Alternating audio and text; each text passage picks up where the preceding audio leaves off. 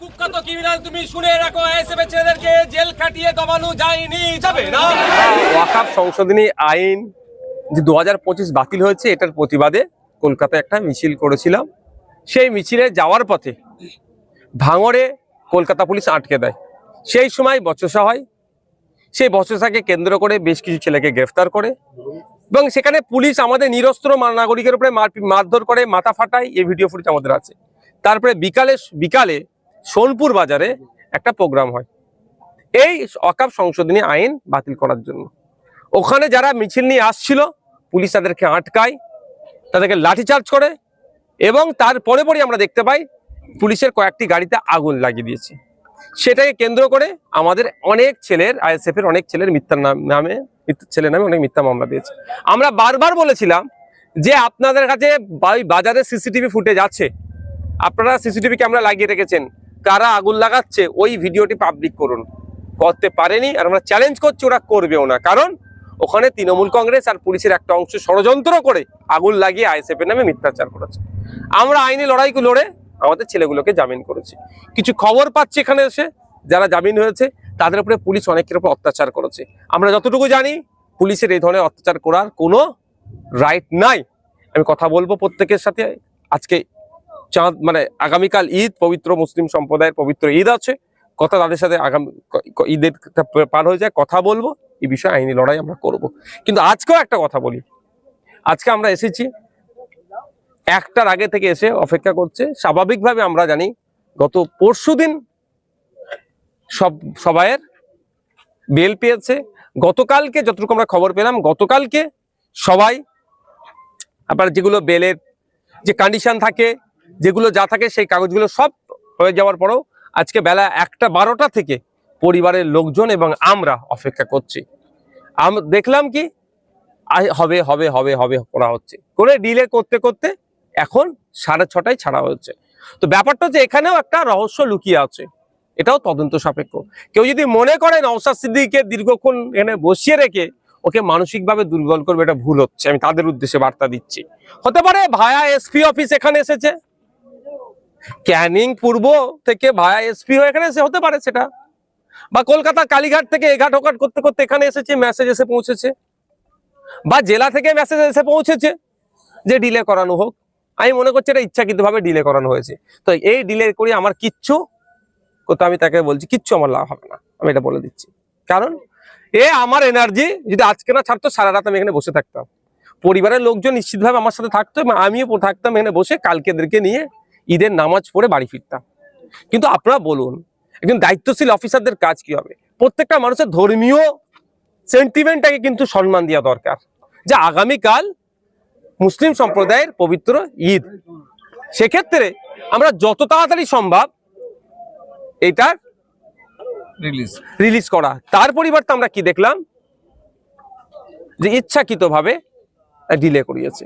আমার কাছে ডেটা আছে, এই যারা অফিসার এখানে আছে না, এই অফিসারকে প্রশ্ন সম্মুখীন করার মতো ডেটা আছে। শুধু অফিসারদের মান সম্মানের জন্য সেই তথ্যগুলো দিইনি, এখানের মধ্যে কি হয় না হয় সে তথ্য আমার কাছে আছে। 10 তারিখে মুখ্যমন্ত্রী দেশে নিরাপত্তা নিয়ে কথা বলবেন, স্পিকার স্যার নিজে ওটাকে রেজুলেশনটাকে নিজে তিনি পেশ করেছেন, আমাদের আর্মিদের বীরত্ব নিয়ে এবং অ্যাটাক নিয়ে, অর্থাৎ দেশের নিরাপত্তা নিয়ে কথা হবে। মুখ্যমন্ত্রী বলবেন তার রাজ্যে জেলের মধ্যে কতটা নিরাপত্তা আছে, যদি আমি প্রশ্নগুলো তুলে দিই মুখ দেখাতে পারবে তো? তাই আমি অনুরোধ করবো মিডিয়ার মাধ্যমে অফিসারদেরকে, আমি সতর্ক করছি না, আমি অনুরোধ করছি আপনাদেরকে নিরপেক্ষতা বজায় রাখুন। কারণ এমন দুর্নীতি আপনি করেন, আপনার জেলের মধ্যে হয়, যদি আমাদের মতো বিরোধীদেরকে ঘাটানোর চেষ্টা করেন সেগুলো কিন্তু বার করব, সেগুলোকে আপনারা কিন্তু উত্তর দিতে পারবেন না। আজকে 25 জন ছাড়া পেল, জামিন পেল। কিন্তু এর আগে যেটা দেখা গেছে, কদিন আগে শওকত মোল্লা ক্যানিংয়ের বিধায়ক, তিনি যেটা বলেছেন যে আইএসএফ এর যত সমাজ বিরোধী আছে, ডাল ভাত মাংস যে যা খাচ্ছে খেয়ে না, আগামী দিনে জেল খাটবে। আমি একদম রাজনৈতিক ভাবে আমাদের সাথে পেরে উঠতে পারছে না, মারধর করে মিথ্যা কেস পাচ্ছে না। এবার কি করছে, একটাই ওদের জায়গা হচ্ছে, সেটা আমাদের কর্মীদের নামে মিথ্যা মামলা দিয়ে জেলে দেবে। তবে একটা কথা বলি, এই যে মামলা হয়েছে 5টি মামলা, এই মামলায় যে ছেলেগুলোকে অ্যারেস্ট করেছে সব আমি তো নিয়ে হাইকোর্টে যাব, আমি কোয়াশিংয়ে যাব, আমি কি ছেড়ে দেবো নাকি? একটি মৌলানা সাহেব ফুরফুরা সিনিয়র মাদ্রাসা থেকে টাইটেল পাস করেছে, আমি তাকে দেখে অবাক। আমি জানতাম না ওনাকে অ্যারেস্ট করেছে। যথেষ্ট ভালো ছেলে, যথেষ্ট মেধা সম্পূর্ণ ছেলে, আমাদের সিনিয়র মানে আমাদের নুরুল্লাহ ভাইজান, হুজাইফা ভাইজান, মিনাজ ভাইজান, সাফরি ভাইজানদের সাথে পড়া ছেলেটি। হ্যাঁ, তাকে সে মাগরিবের নামাজ পড়েছে, তাকে ওসি বলছে আপনাকে অফিসার ডাকছে, এই একজন অফিসার গিয়ে বলছে আপনার বড়বাবু ডাকছে, তাকে অ্যারেস্ট করে ঢুকিয়ে দিয়েছে। অপরাধটা কি? সে কি অপরাধ করেছে? একজন সে আলেম পাস, টাইটেল পাস, একজন তিনি মাওলানা, এই করছে, এই নোংরামি করছে। ওরা আগামী দিনে ভাবছে হয়তো এই ধরনের করবে। তবে 2026 সালে এই দলটা টিকবে কি টিকবে না, শওকত বাবুকে ওটা ভাবা দরকার। উনি বলছে ধমকানো চমকানো, যাকে national human rights commission certified criminal বলেছে, সে আইএসএফ এর সম্পর্কে বাজে মন্তব্য করবে। এটা আমরা পাত্তা দিই না, সময় দেখা হবে। ভাঙড়ে 7টি থানা, যে পুলিশের উপরে প্রশ্ন বারংবার সাধারণ মানুষ তুলছে যে টিএমসি নেতাদের কথা শুনে নাকি গ্রেপ্তার করা হচ্ছে, বা এইভাবে যারা আইএসএফ নেতাদের সঙ্গে যদি ফটো থাকে তাদেরকে গ্রেপ্তার করতে বলছে, পুলিশকে গ্রেপ্তার করছে। এটা শুধু ভাঙড়ে নয়, সারা রাজ্যে এখন হচ্ছে, তার প্রতিদানও পুলিশরা হাতে নাতে পেচ্ছে। যদি এদের লজ্জা শরম ন্যূনতম থাকে এই পুলিশ অফিসার গুলোর, তাহলে অনুব্রত মণ্ডল যেভাবে মাসি তুলে, মাকে তুলে, স্ত্রীকে তুলে যে কর্যাত ভাষায় আক্রমণ করেছে, তাহলে সিদ্ধারা সোজা রেখে কাজ করবে। আর যদি মনে করে অনুব্রত মণ্ডলের মতো নেতাদের পাশে ওদের পরিবারের লোকজনকে যেভাবে শোয়ানোর চেষ্টা করছে অনুব্রত মণ্ডল, এটা যদি পছন্দ হয় তাহলে এরকম যেরকম চলছে সেরকম চলবে। কদিন আগে দেখেননি সিউড়ি থানার আইসির কলার ধরে টানাটানি করছিল যে ছেলেটি, সেটাকে ও তো আইসির সাথে উঠা বসা করতো।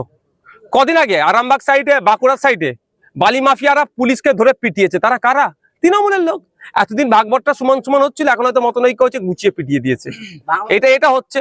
আমরা চাইবো পুলিশ নিরপেক্ষতা বজায় রেখে কাজ করুক। তবে একটা কথা, পুলিশকে 60 বছর চাকরি করতে হবে, আর শওকত মোল্লা 5 বছর পরে এমএলএ নাও থাকতে পারে, এটা ভাবা উচিত। আপনার মনে হয় পুলিশ কি নিজেটাই সেই জায়গাটা তৈরি করেছে, যে জায়গা থেকে নেতারা কদর্য ভাষায় হ্যাঁ, আক্রমণ করছে তার পরিবারকে? যদি পুলিশ থানাগুলোকে যদি পার্টি অফিস বানিয়ে দেয়, পার্টির নেতাদের কথা শুনে যদি অ্যারেস্ট হয়, পার্টির নেতাদের কথা শুনে যদি এফআইআর হয়, তাহলে সেই পার্টির নেতাগুলো পুলিশকে কি ভাষায় কথা বলবে?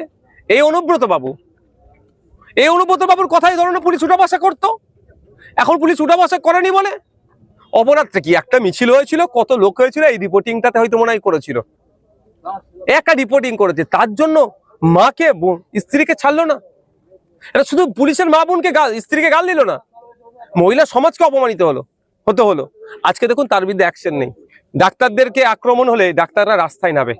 কদিন আগে আমাদের বোন তিলোত্তমাকে খুন করে ধর্ষণ করানো হয়েছে, সমস্ত মনে হয় প্রচুর ডাক্তার সমাজ রাস্তায় নেমেছে, আমরাও নেমেছিলাম। শিক্ষকের উপরে আক্রমণ হলে শিক্ষক সমাজ নামে, নাগরিক সমাজ নামে। আজকে দেখুন পুলিশের উপরে আক্রমণ হয়েছে, না পুলিশ নামছে না নাগরিক সমাজ নামছে। তাহলে নাগরিক সমাজ পুলিশকে কত ঘৃণার চোখে দেখে। এই ঘৃণার চোখ থেকে যাতে ভালো চোখে দেখে, সেটা ফিরিয়ে নিয়ে আসার দায়িত্ব নওশাদ সিদ্দিকীর নয়, সেটা ফিরিয়ে নিয়ে আসার দায়িত্ব হচ্ছে পুলিশের। নিরপেক্ষতা বজায় রেখে কাজ করলে সেইটা ফিরে আসবে। অন্যথায় আমি আর মনে আছে বছর 2 আগেকার কথা বলছি, আপনার বাগনানের ওখানে মুম্বাই ওই হাই রোডের ওপরে ভোরে একটা গাড়ি অ্যাক্সিডেন্ট হয়েছিল, পুলিশ গাড়ি। তো 2 জন পুলিশ কর্তা, একজন পুলিশের আর একজন মানে সিভিক ভলেন্টিয়ার মারা গিয়েছিল। আমি যে খবর হয়েছিল একটা নিউজ পোর্টালের, আপনাদের মতো মেইন স্ট্রিম নিউজ পোর্টালে, আমি একটা কমেন্ট বক্সে গিয়ে দেখছিলাম 100টা কমেন্ট থাকলে 99টা কমেন্ট পুলিশকে খিস্তি দিয়েছে। আমি সত্যি প্রচন্ড ওকে ব্যথা পেয়েছিলাম যে পুলিশগুলো মারা গেল, সিভিকটা মারা গেল, আবার লোকে খিস্তি দিচ্ছে। কিন্তু তাদেরকে কতটাই অতিষ্ঠ করে রেখেছে বলে যে পুলিশ মারা গেল, সিভিক মারা গেল, আবার উল্টে তাদেরকে খিস্তি দিচ্ছে। এটাকে এই সম্মানটা যে তলানিতে চলে যাচ্ছে, এটা উদ্ধার করার দায়িত্ব নওশাদ সিদ্দিকীর নয়, আর মমতা ব্যানার্জি উদ্ধার করবে না। উদ্ধার করতে গেলে পুলিশকে উদ্ধার করতে হবে নিরপেক্ষতা বজায় রেখে, উর্দির সম্মানটা রেখে। আর না হলে কোন একটা ছেঁড়া নেতা কাকে কি ফোন করে দিল, নওশাদ সিদ্দিকী আটকাও, ওকে হ্যারাসমেন্ট করো, ওকে ডিস্টার্ব করো, কি হয়েছে? আমি মনে করি আমার ভালো হয়েছে, আমাকে এতক্ষণ বসিয়ে রেখেছে, অন্তত কি হলো বলুন তো? কিছু সময় আমি মানসিকভাবে একটু শান্তিতে ছিলাম, এক জায়গায় বসেছিলাম, অল্প সময় রোদ্রে ছিলাম, বাকি সময় ঠান্ডায় ছিল। নাহলে এই সময় তো ছুটাছুটি করতে হতো, হয় এখন যেতাম কোর্টের কাজ, না হ্যান সব। তার থেকে একটা জায়গায় তো নির্দিষ্টভাবে ছিলাম, আমার কেউ ক্ষতি করতে পারবে না ওরা। আপনার বিধানসভা, ভাঙড় বিধানসভাতে মিথ্যা কেসে জড়িত হচ্ছে সাধারণ মানুষ এবং আইএসএফ এর নেতারা, আর সেই ভাঙড় বিধানসভাতে একাধিক থানার আইসিদেরকে নিয়ে টিএমসির একেবারে লোগো লাগিয়ে, ঝান্ডা লাগিয়ে মিটিং করছে, হাততালি মারছে পুলিশ। কি বলছেন? শুনুন, ওটা আমার করে মাথায় আছে, যেখানে টিএমসির একটা মিটিং এ একাধিক থানার দায়িত্বপ্রাপ্ত অফিসাররা সেখানে বসে আছেন, এবং সেই মঞ্চ থেকে গণতন্ত্র বিরোধী কথা হচ্ছে, বিরোধীদের বিরোধী শূন্যের কথা হচ্ছে, সেখানে আবার ওরা উপস্থিত থেকে কোনো কোনো সময় তারা তালি মারছে। এর জবাব কি আমি নেবো না ভাবছেন?